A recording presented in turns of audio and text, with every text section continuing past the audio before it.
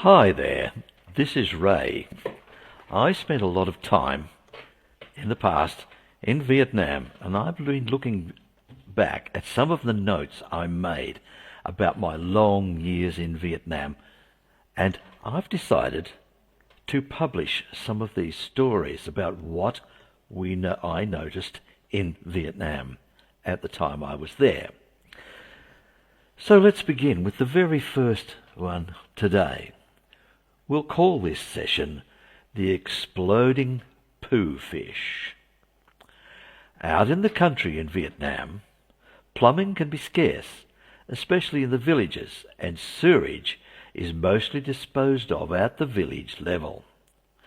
A lot of villages have what may be called a communal toilet, where a tree trunk is placed across a pond and a small privacy shelter built.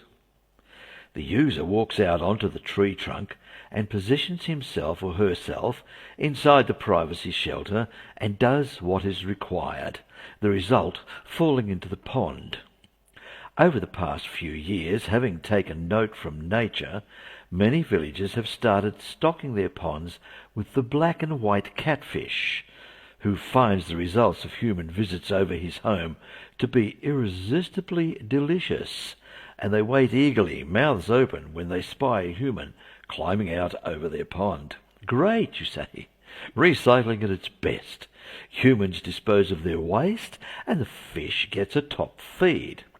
Of course, the next step in the process is that the fish eventually get rounded up and eaten. Now that really is recycling. However, that is not where the story ends. The Vietnamese black and white catfish is a reasonably large fish, and there's a lot of flesh on him. Enter the smart people who decide to make the perfect export opportunity. Let's face it, he's cheap to feed and produces a lot of flesh. So an export contract is secured with Australia for supply of this delicacy to restaurant trade. Sometime later, Australia halts the trade. I bet you thought it was because of his diet. Oh no, it's because of the way in which he is caught. The villagers decide that waiting to catch these creatures by line and hook is too slow, and the demand for this meat from Australia is increasing fast. So what do? They use dynamite to blast the catfish out of his little piece of heaven and pick up the bits from the pond as they float about amidst whatever else is floating about at the time.